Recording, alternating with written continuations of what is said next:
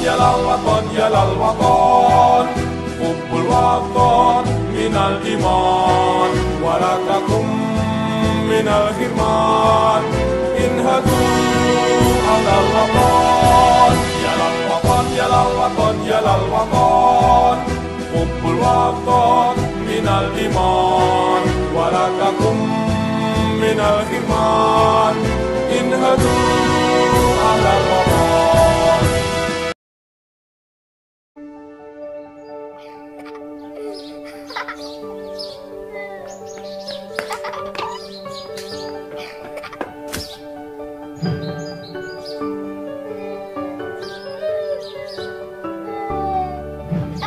Saya, Joko Widodo. Ini adalah kisah masa muda saya sewaktu memulai perjalanan hidup. Ini saya waktu kecil. Saya berasal dari kota Solo, Jawa Tengah. Saya anak sulung dari 4 bersaudara. 3 adik saya semuanya perempuan. Saya berasal dari keluarga biasa. Kami berulang kali pindah rumah kontrakan, rumah sederhana yang mampu dibayar Bapak untuk tempat tinggal kami sekeluarga. Bapak berjuang untuk hidup kami dengan berjualan bambu dan kayu di pasar. Ibu sangat gigih membantu Bapak. Setelah selesai masak dan membereskan rumah, ia segera pergi ke lapak dagang Bapak untuk membantu mengikat bambu dan kayu.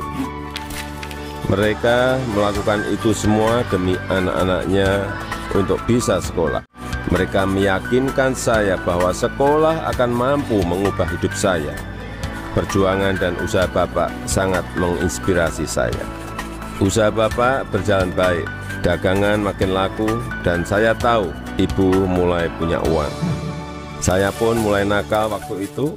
Saya sering iseng memanggil pedagang makanan apa saja yang lewat dekat rumah, tukang siomay, tukang bakso, tukang jajanan pasar.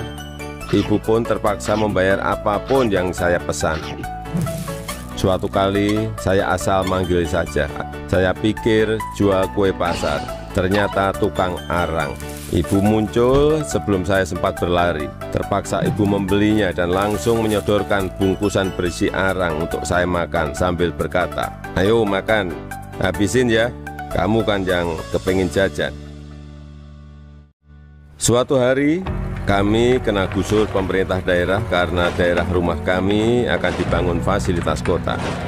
Kami sekeluarga terusir begitu saja tanpa ada perhatian di mana kami akan tinggal.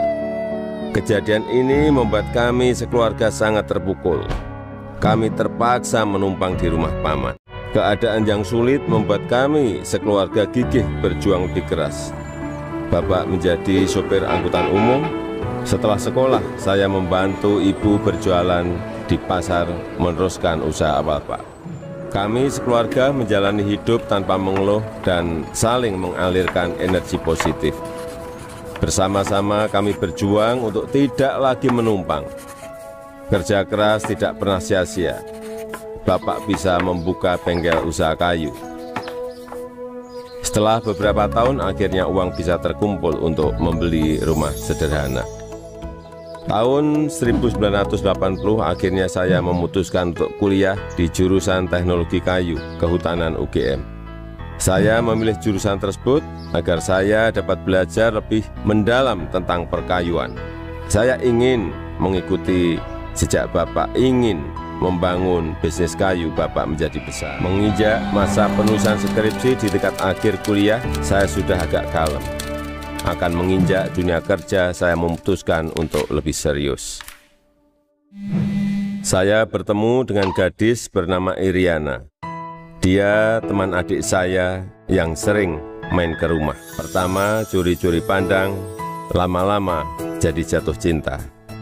Iriana orangnya sederhana, dan itu yang saya suka. Pacaran waktu itu berat di ongkos tapi ringan di hati. Saya naik bus penuh sesak, bolak-balik Jogja Solo demi bertemu Iriana. Lulus kuliah tahun 1985, saya melamar ke sebuah perusahaan kertas di Aceh. Setelah diterima, saya baru tahu akan ditempatkan di hutan rimba. Pekerjaan saya adalah mempersiapkan persemaian pinus untuk kemudian ditanam di lapangan di hutan-hutan yang gundul. Beberapa bulan setelah itu saya kembali ke Solo untuk menikahi Iriana dan menyiapkan keberangkatan kami ke Aceh. Masa awal pernikahan kami berada di dalam hutan rimba selama 2,5 tahun. Pada tahun kedua, Iriana sudah dalam kondisi hamil dan kita memutuskan untuk melahirkan anak pertama kami di Solo. Kembali ke Solo, mulai ikut paman bekerja di pabrik mebel untuk mencari pengalaman. Di sini saya belajar banyak tentang bagaimana menjadi pengusaha yang baik. Semua posisi pernah saya lakoni, di produksi, di pemasaran, semuanya pernah saya alami. Tahun 1987, anak pertama saya lahir, Gibran Rakabuming. Gibran itu singkatan dari gigih dan berani. Saya ingin putra pertama saya punya semangat hidup seperti namanya. Lahirnya Gibran juga memicu saya untuk mendirikan perusahaan pertama saya yang bergerak di bisnis mebel dengan nama CV Rakabu. Tapi ternyata menjadi pengusaha bukanlah sesuatu yang mudah. Saya pernah habis ditipu. Barang sudah dikirim tapi tidak dibayar. Lalu orangnya menghilang. Kalau kita jatuh ya harus bangkit lagi. Tidak lama setelah itu saya mendapatkan pinjaman modal usaha. Dengan semangat untuk bangkit dan berkembang, saya bergerak cepat untuk mencari pesanan sampai luar negeri dengan cara ikut pameran-pameran mebel. Hasil usaha saya mulai terlihat, kantor tidak pernah sepi dari kunjungan pembeli. Di sini saya bertemu dengan pembeli dari Prancis bernama Bernard Jan. Dia yang memberi sebutan Jokowi untuk saya, untuk membedakan Joko Widodo dengan Joko-Joko lainnya yang banyak beliau kenal. Sejak saat itu, orang-orang lingkungan pengusaha mebel mulai memanggil saya Jokowi. 2 anak saya lahir setelah keadaan ekonomi keluarga membaik. Kahiyang Ayu dan Kaisang Pangarep. Saya ingin anak-anak saya mengenal sekolah kehidupan yang dilandasi perjuangan untuk mandiri, supaya mereka semua mampu membangun kehidupan yang kukuh. Keluarga adalah sumber kekuatan terbesar bagi saya. Saya yakin yang saya alami waktu muda sedang kalian alami sekarang. Tidak ada Jokowi hari ini jika tidak ada sejarah susah hidup saya. Teruslah berjuang mewujudkan mimpi-mimpi kalian.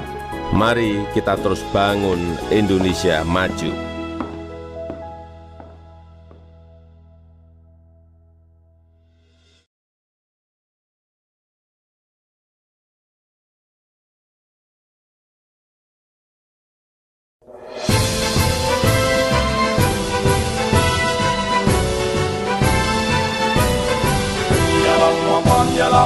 Yalal waton, kumpul waton minal iman, warakakum minal hirman, inhadu alal waton. Yalal waton, yalal waton, yalal waton, kumpul waton minal iman, warakakum minal hirman, inhadu